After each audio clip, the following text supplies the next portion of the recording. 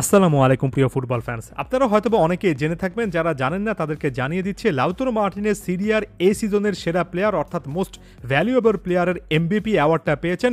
নিঃসন্দেহে লাউতারোর ক্যারিয়ারে খুবই বড় রকমের একটা অর্জন এবং সিরিয়াতে তিনি যে লেভেলের পারফরমেন্স এবার দেখিয়েছেন, ক্যাপ্টেন হিসেবে যেভাবে ইন্টার মিলানের সিরিয়া ট্রফি জয়ে বড় একটা অবদান রেখেছেন, আলাদা করে বলতে গেলে লাউতারোর এই জিনিসটা প্রাপ্য ছিল। এই সিজনের সত্যিকার অর্থে শেষের কয়েকটা ম্যাচ বা শেষের একটা ফেজ বাদে লাউতারো মার্টিনেজ এক কথায় অনবদ্য ছিলেন।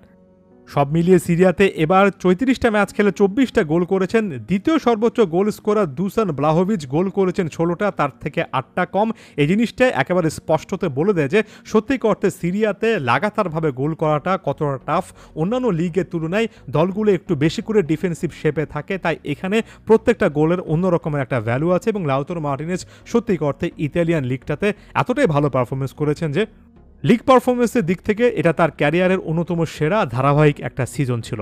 এখন তারপরও অনেকগুলো প্রশ্ন থাকে। লাউতারো ক্লাব ফুটবলে ইন্টার মিলানে অনেকটুকু উন্নতি করেছেন, এতটাই উন্নতি করেছেন যে এই বয়সে ইন্টার মিলানের মতো একটা দলের ক্যাপ্টেনের আর্মব্যান্ড কিন্তু তার বাহুতে দেখা যায় এবং সব মিলিয়ে ইন্টার মিলানও তাকে যথেষ্ট গুরুত্ব দেয়। ক্লাব ফুটবলে লাউতারো মার্টিনেজের পারফরমেন্স, তার অবস্থান, এগুলো নিয়ে বিন্দুমাত্র কোনো সন্দেহ নেই, বরঞ্চ প্রশংসা করার অনেক জায়গায় খুঁজে পাই।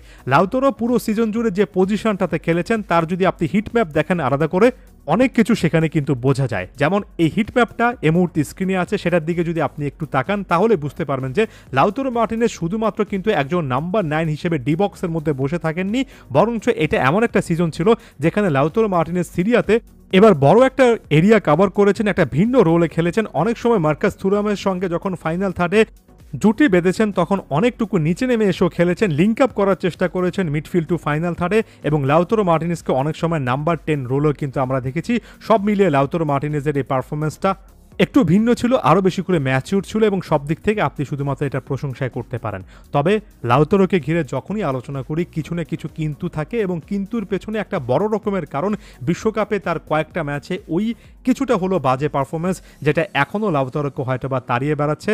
লাউতারোর সামনে এমতো বড় একটা সুযোগ আছে, আসলেই এমন কিছু করার সুযোগ আছে যেটা সম্ভবত লাউতারো মার্টিনেজ অনেক বেশি করে নিজেও চাচ্ছেন। সর্বশেষ সম্ভবত কোস্টারিকার বিপক্ষে একটা ম্যাচে গোলের মাধ্যমে বড় একটা গোল খরা কাটিয়ে, অর্থাৎ লম্বা সময়ের গোল খরা কাটিয়ে আর্জেন্টিনার জার্সিতে ভালো একটা ফর্মে ফেরার ইঙ্গিত দিচ্ছেন। এবার কোপা আমেরিকাতে যদি লাউতারো বড় কিছু করতে না পারেন, সেটা শুধুমাত্র যে আর্জেন্টিনাকে হার্ট করবে সেটা নয়, বরঞ্চ জাতীয় দলে লাউতারো মার্টিনেজের ওভারঅল অবস্থানে একটা বড় রকমের প্রভাব ফেলবে। আর্জেন্টিনার স্ট্রাইকারদের এবার গোল করতেই হবে, যে করে হোক লাউতারো মার্টিনেজকে গোল করতে হবে। কোপা আমেরিকায় নিজের অন্যতম সেরা, জাতীয় দলে ক্যারিয়ার সেরা এক একটা পারফরমেন্স দিতে হবে, কারণ এর আগে বিশ্বকাপে তিনি ইনজুরি নিয়ে খেলেছেন নাকি ইনজেকশন নিয়ে খেলেছেন, মানুষ কিন্তু সেগুলো শুনতে চায় না। মানুষ লাউতারো মতো একজন স্ট্রাইকারের কাছ থেকে গোলের পর গোল চাই এবং এটার জন্য এবারে একটা সুবর্ণ সুযোগ। আশা করছি লাউতারো মার্টিনেজ যে ফর্মটা ইন্টার মিলানে দিয়েছেন সে ফর্মটা এবার জাতীয় দলে রেপ্লিকেট করতে পারবেন।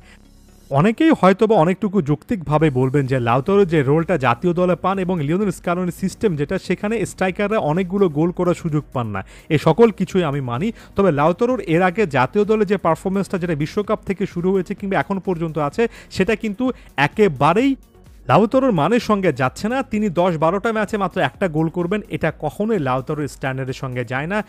তার চেয়ে বড় কথা, গোল করা কিংবা একের পর এক ম্যাচে ম্যাচ জয়ী পারফরমেন্সের চেয়েও বড় যে জিনিসটা সেটা হচ্ছে গোল মিস করা যাবে না, সুবর্ণ সুযোগগুলো মিস করা যাবে না। লাউতারো যদি অন্তত এই জিনিসটা করতে পারেন, এবারও কোপা আমেরিকাতে আর্জেন্টিনার বড় রকমের অনেক চান্সেস থাকবে। তবে লাউতারো বা হুলিয়ান আলভারেজ নাম্বার 9 পজিশনে যে প্লেয়ারগুলো খেলেন বা যে প্লেয়ারটা একটা ম্যাচে খেলেন, তাকে অবশ্যই এবার বেস্ট পসিবল পারফরমেন্স দিতেই হবে। ধন্যবাদ সবাইকে।